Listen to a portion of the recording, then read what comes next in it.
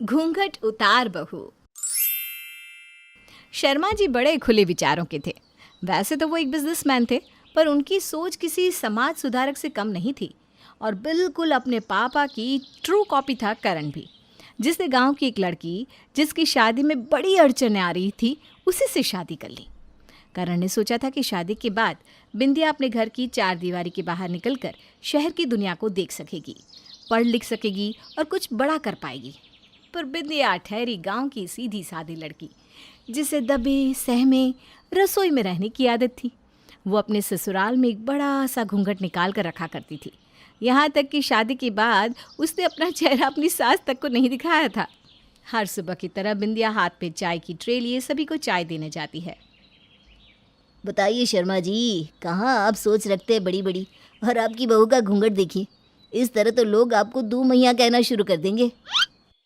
विधायक जी की बात सुनते ही अपनी दबी सहमी नाजुक सी आवाज़ में बिंदिया धीरे से कहती है, नहीं नहीं विधायक साहब, इसमें बाबू जी की कोई गलती ना है।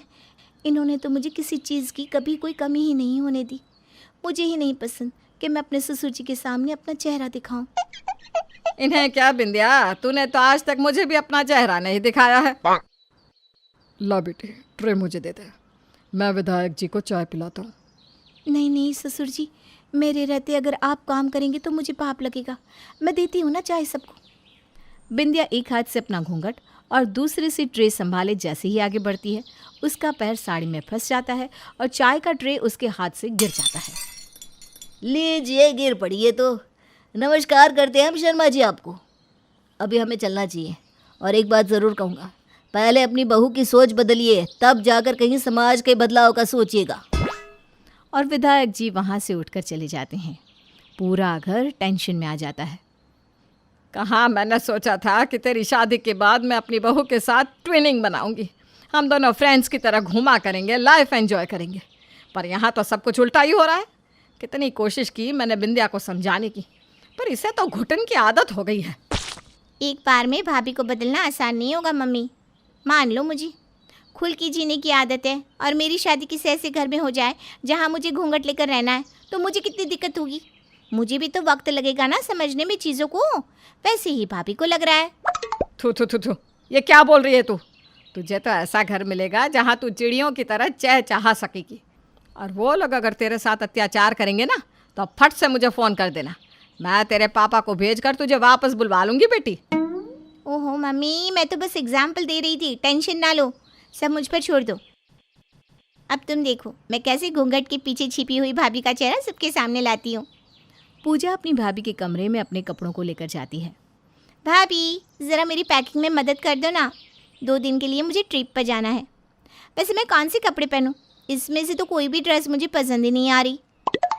ये गुलाबी वाला ड्रेस अच्छा लगेगा आप पर दीदी। ये गुलाबी नहीं है भाभी, ये ग्रीन है। आप अपना घूंघट अगर हटाएंगी तब तो आपको दिखेगा।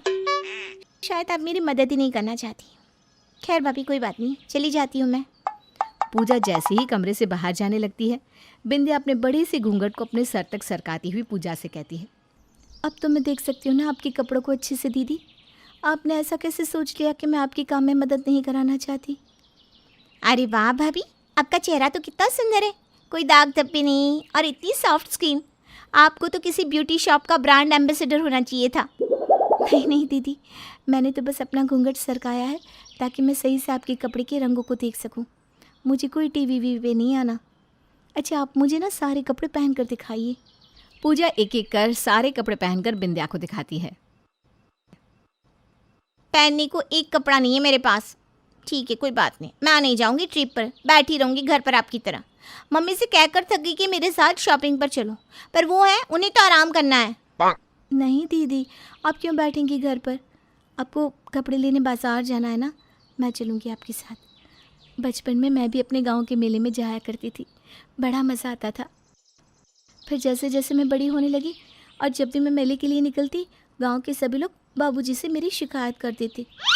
तब तो आप मेरे साथ ही चलिए भाभी, आपको बड़ा मज़ा आएगा और आपके बचपन की यादें भी ताज़ा हो जाएगी। बिंदिया बड़ी खुश होती है और तैयार होकर पूजा के साथ अपने कमरे से निकलती है। पहली बार बिंदिया का चेहरा देखकर सभी चौंक जाते हैं। अरे पूजा, ये तेरे साथ कौन है?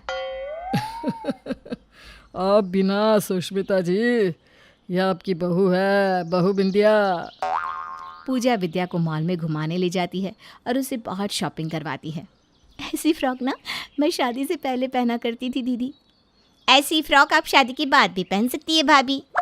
अरे ससुर जी के सामने? हमारे गांव में तो बहुएं जेठ के सामने भी नहीं आती। मैं ससुर जी के सामने फ़्रॉक कैसे पहन सकती हूँ? मेरी माँ ने कहा था कि अपने ससुर के सामने कभी अपना घूंघट हटाना मत और ऊंची आवाज़ में तो कभी बोलना ही मत, वरना ससुराल वाले छोड़ देते हैं। आज तो आपका घूंघट सरखा था भाभी, तो क्या पापा ने आपको घर से निकाल दिया? और आपको ऐसा लगता है कि पापा आपको किसी चीज़ के लिए मना करेंगे भाभी? नहीं ना, तो आप क्यों शर्मा रही हैं? अपनी ननद की बात सुनकर बिंदिया को थोड़ी हिम्मत मिलती है। उसे आज तक बस सलाह दी गई थी कि उसे किस तरह अपने ससुराल में चुप रहना होगा, कायदे से रहना होगा। आप अपने ससुराल में खुशी खुशी भी रह सकते हैं, ये तो उसे किसी ने सिखाया ही नहीं था। इसीलिए बिंदिया बहुत डरी डरी सी रहती थी। पर आज शॉपिंग के बाद अपने ससुराल में पहली बार बिंदिया साड़ी की बजाय फ्रॉक सूट पहनकर कमरे से बाहर आती है, जिसे देखती ही सुष्मिता भागती हुई उसके पास आकर उसके दोनों हाथों को पकड़कर गोल गोल घूमना शुरू कर देती है। अरे पूजा, मुझे मिल गई मेरी बहू, क्या जादू कर दिया तूने। इसी तरह मैं बचपन में चक्री खिला करती थी सासू माँ, पर फिर मेरी माँ ने कहा कि ये सब लड़कियों को शोभा नहीं देता। मैं बड़ी हो रही हूँ, ज़्यादा उछलना कूदना करती हूँ ना, इसीलिए मेरा रिश्ता नहीं हो रहा। पर आपने तो माँ की कही सभी बातों को झूठा साबित कर दिया। ऐसा कहकर बिंदिया अपनी सास के साथ हाथ पकड़कर ज़ोर ज़ोर से घूमने लग जाती है। रात के वक्त जब शर्मा जी और करण दुकान से वापस आते हैं तो करण का चेहरा लटका हुआ था, जिसे देखकर सब उसका कारण पूछते हैं। अब क्या बताएगा ये आपको सुष्मिता जी, ग्राहक ही नहीं रहती आजकल। हाँ मम्मी, काम कुछ अच्छा नहीं चल रहा। कस्टमर्स को न जाने क्या हो गया है। हर तरफ बैनर्स लगवाए, एडवर्टीजमेंट पर खर्च भी किया, पर कोई फ़ायदा नहीं हुआ। ग्राहक से घर जैसा संबंध बहुत ज़रूरी है करण जी। फिर एक बार जो ग्राहक आपके पास आ गया वो हमेशा आपके पास ही आएगा। बाबूजी के खेत के सारे अनाज मैं ही तो बेचा करती थी, वो भी गांव से शहर आकर। सभी किसानों से कुछ न कुछ अनाज बिक्री से बच जाता था, पर मजाले कि बिंदिया के हाथ में आया अनाज बिना बिक्री हुए जाए। एक बार मार्केट जाती थी और सब कुछ बेच कर ही आती थी। गांव की बात अलग है बिंदिया, यहाँ शहर में लोग इतनी आसानी से आपकी बात नहीं मानते। पर बहू अगर कह रही है कि उसे एक्सपीरियंस है तो कल उसे भी दुकान पर ले चलते हैं।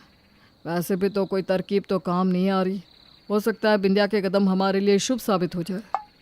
और क्या था, अगले दिन बिंदिया अपने ससुर और पति के साथ दुकान पर निकल जाती है। डिस्प्ले पर कैसी साड़ी लगा रखी है भोला भैया, आपने बदलिए उसे।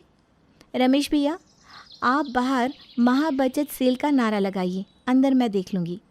और फिर क्या था, बिंदिया का नुस्खा काम आ जाता है। मंदी चल रही दुकानदारी अचानक ही दौड़ पड़ती है।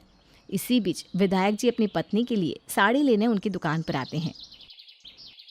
अरे बिंदिया, मानना पड़ेगा, और शर्मा जी आपको भी आखिरकार बदलाव ले ही आए आप।